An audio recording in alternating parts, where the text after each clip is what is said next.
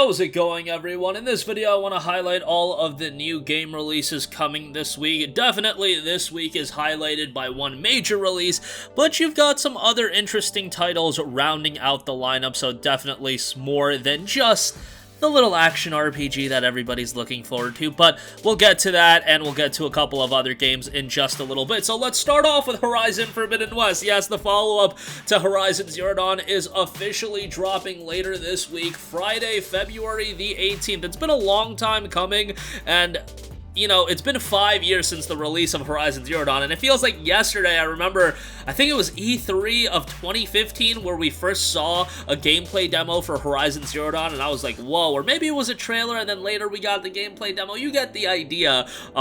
Just time going by so fast, but Zero Dawn was one of the major new IP releases of the PlayStation 4 era, and one of the earlier exclusives, and it was a fantastic game in my opinion. I know some people were not as high on the gameplay elements of the game, but it seems like that is one aspect that Guerrilla really took into account with Horizon Forbidden West, and it's really ramping up that element with a lot of different variety, different machines, everything like that. And also, Zero Dawn was incredibly strong from a narrative standpoint, and seeing where Forbidden West is gonna go from a story standpoint is gonna be super interesting, because Zero Dawn definitely ended with a lot of things still, you know, in mystery, and now we're gonna continue Aloy's story. Visually, it looks fantastic on the PlayStation 5, of course.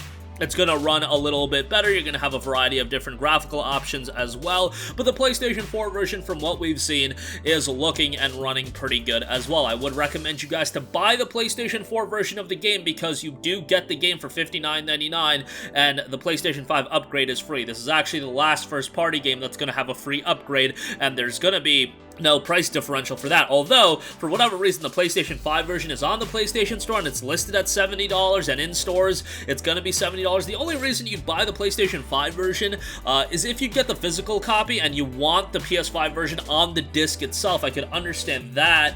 But still, if you're looking to save a little bit, I would go the route of buying the PS4 version. The preload is live right now, so go pre-download the game, and then come, you know, Thursday at midnight, or technically it would be Friday, but you get the idea. The game is going to be good to go. The critic reviews are also going to be posted tomorrow, Monday, February the 14th. It's actually going to be posted tonight, 12:01 a.m. Eastern. No, excuse me, 12:01 a.m. Pacific, and then 3:01 a.m. Eastern by the time you guys are watching this video. Maybe the reviews are already posted, and hopefully they are looking pretty solid, but we'll be able to judge for ourselves come Friday, February 18th. Next up, we have Dynasty Warriors 9 Empire. So Dynasty Warriors been around for a very long time. This is the Empire's release of Dynasty Warriors 9.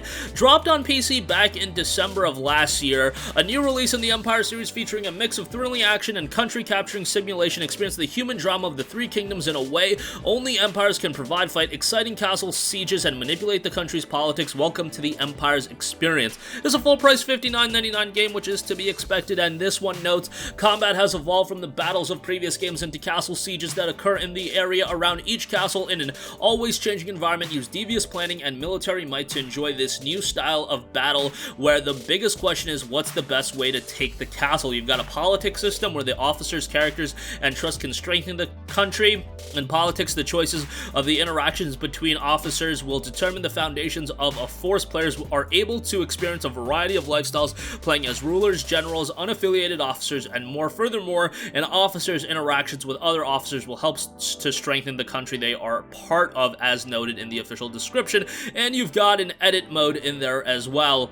Dynasty Warriors 9 Empires is scheduled for a release on February 15th, this coming Tuesday.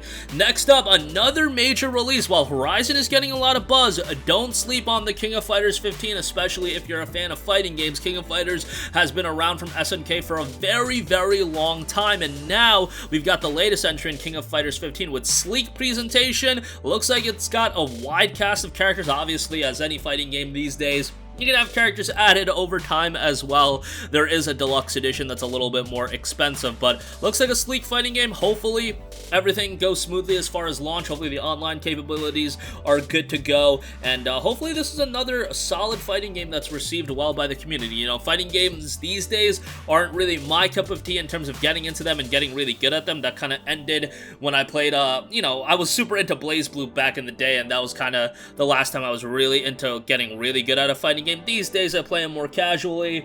And hopefully for a newbie like me, King of Fighters 15 can still offer something for me to enjoy.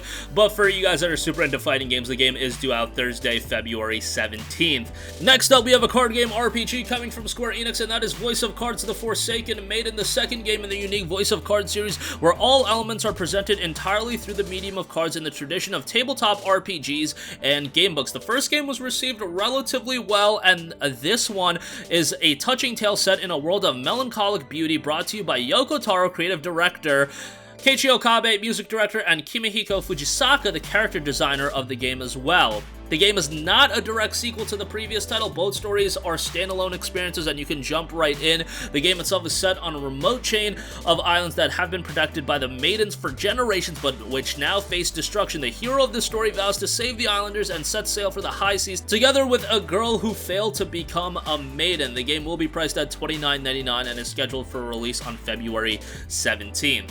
Next up, we have Infernax, an action RPG with definitely an old school presentation. Like, if you're not a fan of retro games, this is definitely not going to be for you, but the game is noted to be the adventures of a great knight who returns to his homeland only to find it plagued with unholy magic, uncover the mysteries of the curse, and face the consequences of your actions. Again, an old school retro RPG with multiple endings based on your decisions throughout the game, challenging castle dungeons, and lots of boss battles, ruthless, bloodthirsty monsters that want you super duper dead, level up system to tailor your experience to your liking, buy new items, and unlock skills, a dangerous and unique open world as well. This one is scheduled for a release tomorrow, February 14th. And lastly, on the Nintendo Switch side of things, I do want to note Assassin's Creed, the Ezio collection, is coming to the Nintendo Switch. This will, of course, include Assassin's Creed 2, Assassin's Creed Brotherhood, Assassin's Creed Revelations, and on top of that, it's got 2 short films on there as well. Now, I love the Ezio trilogy. I think AC2 and Brotherhood are tremendous. Revelations, I thought, wasn't as good as the other 2 games, but still very good. The only bummer about this collection is AC2, if you buy it physically, will be the only one on the cartridge. The other games and the short films will come as downloadable content, and I believe they noted that it'll be about 35 gigabytes of content to download. That's a little bit of a bummer to me, but I mean, that's kind of how it works with a lot of these titles, but, you know, at least you get AC2 on the cartridge, and at least you get all the games for buying it new. It will be priced at $40, which, comparatively speaking to what it goes on sale for on, like, PlayStation, PC, and Xbox, yeah, it's a little bit pricey, but ultimately, eventually, it will see parity with those price points. So maybe wait on a discount for this one, but great to see Ezio on more platforms, and great to see the legacy of the AC2 trilogy continuing to live on various platforms. But that is going to do it for me again this week. All eyes definitely on Horizon Forbidden West, but a couple of other interesting titles: Voice of Cards, King of Fighters 14, AC, Ezio Trilogy coming to Switch is great as well. A lot of stuff to be excited for. That's going to do it for me. Sound off with all of your thoughts in the comments section down below. Thank you for watching, and goodbye. Hey guys, we hope you enjoyed the video, and if you did, make sure to hit the subscribe button, and if you're already subscribed, do us a favor and hit the bell icon. This way you'll be notified whenever we post a new video. That's the best way to keep up with all of our uploads, and we usually try to upload 2 videos a day. And with the bell icon hit, you'll be notified whenever we do upload a video. As always, thanks for watching.